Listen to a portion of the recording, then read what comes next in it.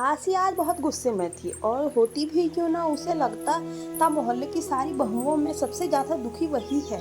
शाम को जब अभिषेक आसी के पति घर आते हैं आए तो आसी का सारा गुस्सा उन पे निकल गया। आसी ने कहा, सारे घर का काम मुझे ही करना पड़ता है। अब सामने वाले पड़ोसी शर्मा अंकल की बहुओं को देखो, वह तो कभी नहीं निकलती बाहर, उसे तो कभी भी बाहर जाते हुए नहीं देखा।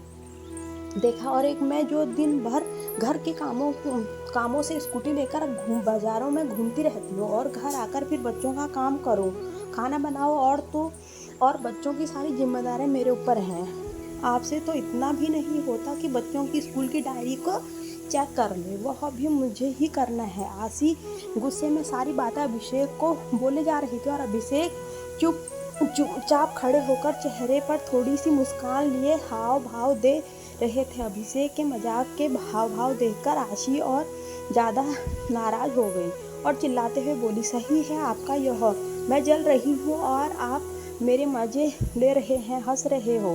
तब अभिषेक ने हंसते हुए कहा, यह आशी, अब तुम्हारी इन बेकार की बातों पर हंसी नहीं तो क्या सीरियस हूँ। तुम अपनी तुलना शर्मा अंकल की बहुओं से कर रही हो।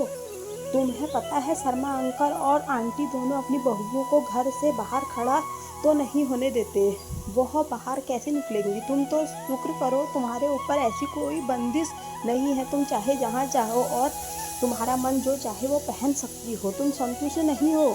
तभी आसी ने कहा, यह कोई आज़ादगी है मेरी, सारी दिन लगे रहो बाज़ारों में। मैं भी चाहती हूँ कि कभी कभी मुझे किसी चीज़ के लिए बाज़ार जाने का मन ना करे तो तभी तो मेरा एक पैर घर में होता है और एक पैर बाजार में। तभी अभिषेक ने कहा, जैसे आसी को मनाया और फिर रात का खाना खाकर सब सो गए। अगले दिन आसी किसी काम से बाजार के लिए निकल ही रही थी, तभी उसे आवाज़ आई, दीदी इधर देखो। आसी आवाज़ सुनकर भी अपना वहम समझकर आगे बढ़ने लगी। तब फिर दोबारा उसे वही आवाज़ आई। तभी उसने देखा शर्मा अंकल की बहू अपने कमरे की खिड़की से उसे आवाज़ दे रही थी।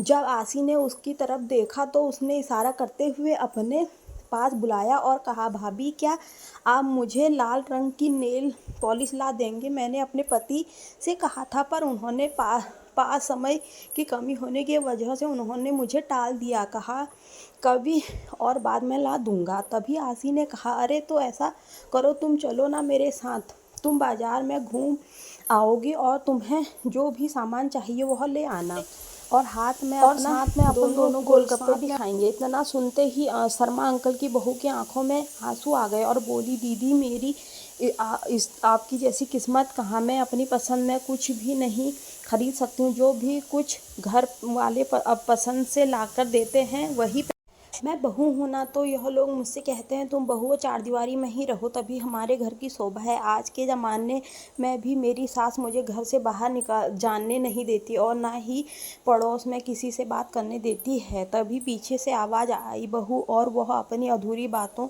को बिना पूरा करे ही अंदर चली गई। और उसके अंदर जाने के बाद आसी यह सोचने पर मजबूर हो गई कि किस्मत किसकी ख़राब है, मेरी कि मुझे अपने घर और बाहर दोनों का काम संभालना पड़ता है। यह शर्मा अंकल की बहुएं जो अपने घर से बाहर भी खड़ी भी नहीं हो सकती।